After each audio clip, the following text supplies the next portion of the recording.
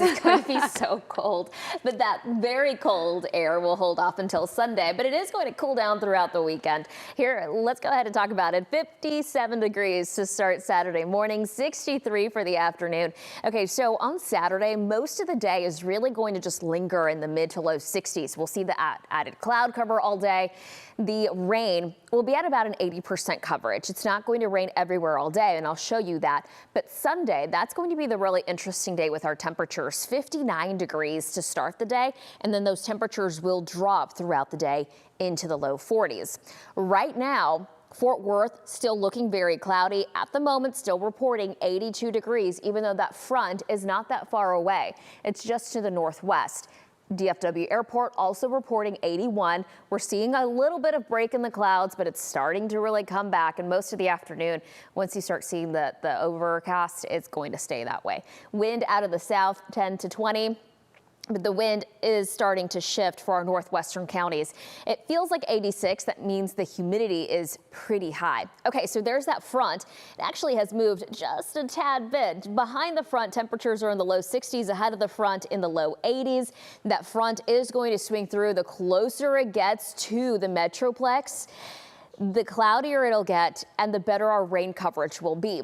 But before that happens, our highs will make it into the low 80s, which is where they currently are. I'm going to fast forward this Friday around 4 in the afternoon. That front will make it into northern parts of the Metroplex. Behind the front, it'll be dry. So Wise, Parker, Denton County to the northwest. If you do have any Friday night football games, I think they'll be fine. But if you are ahead of the front or to the southeast, we're looking at some scattered showers and thunderstorms. That's including Collin, Rockwall County, Hunt County towards the southeast.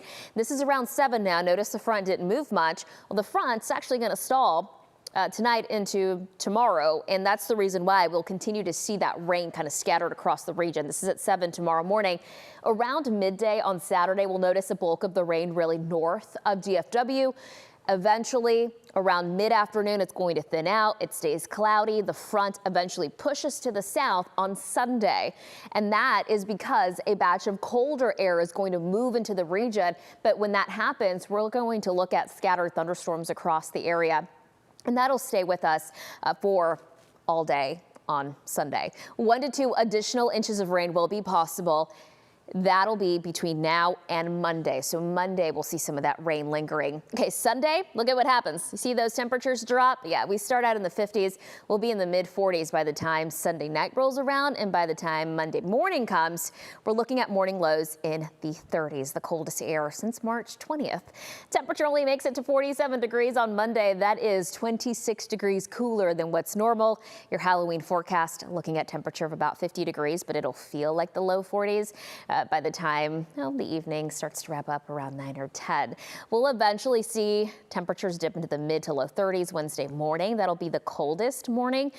Some locations could experience the first freeze of the season. All right.